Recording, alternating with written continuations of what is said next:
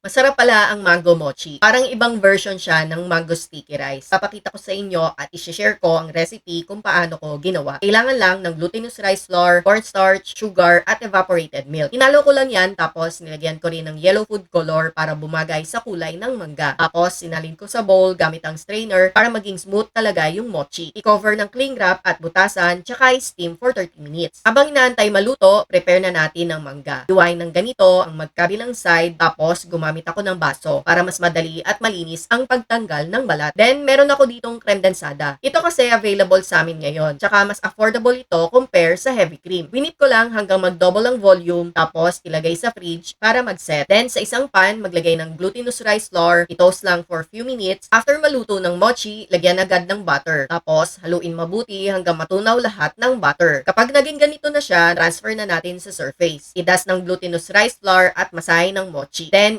i-divide sa apat at bilugin ng ganito. I-rest until mag-cool down. Pag ready na, i-flatten natin ng dough gamit ang rolling pin. Pero dahil sira ang rolling pin ko, ganitong bote muna ang ginamit ko. Tapos, ilagay ang mangga, tsaka ang creme densada. Hirap ng ganito, medyo nahirapan lang ako dito sa part na to kasi mabilis matunaw yung creme densada. Kaya yung iba, hindi ko na nilagyan. Gagawin na lang natin siyang dipping sauce mamaya. And then, tapos na. Meron ka ng soft and chewy mango mochi. Nagustuhan ko siya kasi enjoy na enjoy ako kapag ninunguya yung mochi. Pakiramdam ko parang buong mangga yung kinakain ko. Siguro lalong masarap to kung whipping cream at cream cheese ang feeling. Pero sa ganitong version, okay na okay sa akin. Try mo rin, nasa caption ng recipe.